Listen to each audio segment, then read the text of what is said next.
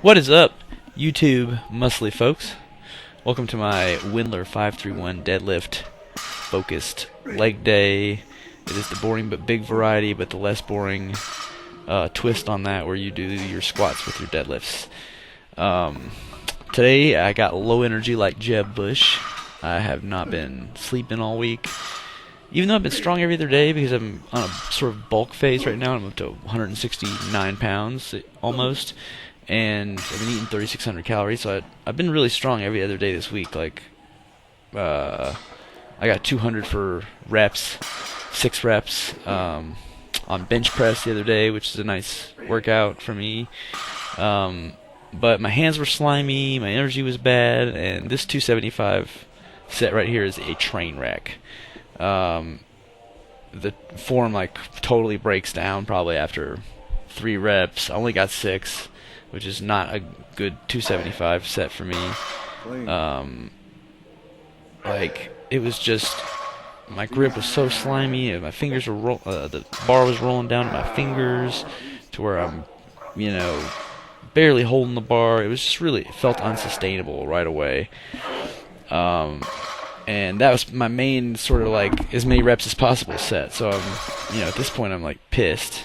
You know how that goes when you have just a shitty set for your most important set, where you're trying to kind of judge where your strength is. You're like, wow, that's where my strength is. I didn't know that was a low level it could reach. But so in order to redeem myself a little bit, I decided to do a couple of singles at 315 so that I would feel what heavyweight feels like, and remind myself that it's not I'm not strong, just because I couldn't perform well on my main set when I intended to. We got hurdles, but when there's 315 to be lifted, you have no other choice. So 315 just had to get pulled a couple of times, just to kind of rebuild the confidence. Camera glitches out here just a smidge, due to some shenanigans, but it was, I think, important today just to have, just to feel that heavy weight, to get that feeling in my head where I feel like it's, that explosion of hormones that makes you almost blurry-eyed and dizzy for a couple of seconds. I feel like you get a lot of kind of the body's natural drugs kind of release into your brain to kind of help you cope with whatever you just did, and that good, when you had your confidence blown by having a crappy set where you intended to actually do well. This damn safety bar was not set up right, kept dinging off of it. That's the most annoying thing, don't you think, if you've got your safety bar set up? Those of you who do the safety bars, and if you don't, you need to learn how to do that so you can squat by yourself and go deep and stuff. But I like to go balls deep, and the safety bar setups are really tenuous. It's hard to find that exact location where it's not going to ding off the bar, or it's not also going to be so low that you can't go down underneath it and get out, and that's the problem with the balls deep squatting situation, is you kind of don't have too many safety bar setups where they've planned for that. Especially if you're like me, you have your torso and leg ratios are a little bit off, to where you can squat really, really deep in terms of in the room compared to somebody else. You can't really see it here because the perspective is all right, but when I squat to it seems like I'm sitting on the floor almost, just due to the way my legs are. They're not really very long.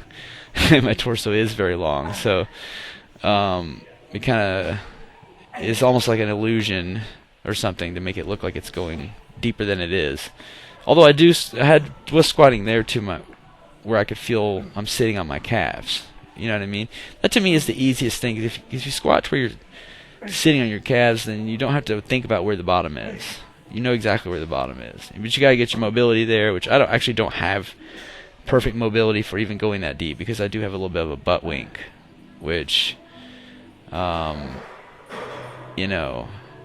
not perfect, but it definitely needs to get worked out of my form eventually. It's kind of why I go slower in my progression in weights on the squat, because I go balls deep, and going 225 balls deep is way different than even parallel. in terms of like how much more strength you have to use and how much more careful you have to be not to snap everything all to bits, like going that deep. So it's just important to really progress where 100% that you got every lift every time when you're doing it that way. And I think you get so much more muscle activation, you get so much more bang for your buck with sometimes less loading, but where you're producing more force can be good if the amount of force you had to produce was just like or rather the amount of weight you had to put on your skeleton was not specifically necessary. Like I think if you are doing real heavy deadlifts in the first place, they're going to be heavier than your squats, so your skeleton is going to get most of its work through the deadlifts anyway, so you're going to get that increase to your bone density and all that. So I think when people do these like quarter squats and all this, just trying to have more on the bar, it's just like, while having more on the bar is definitely important for progression and important for bone density and important for testosterone and gaining strength and muscle, it's also important how much force you're producing and how many muscles are getting involved in that force production and how much that range of motion is fluid to an activity you do in the world, so that you're not building a weird form of strength that's like partial in a range of motion or kicks on at halfway up or something and creates an imbalance between one muscle to another. So I just like to take things throughout the full range of motion. Know what I'm saying? Like, comment, and subscribe. Thank you for your time. Peace.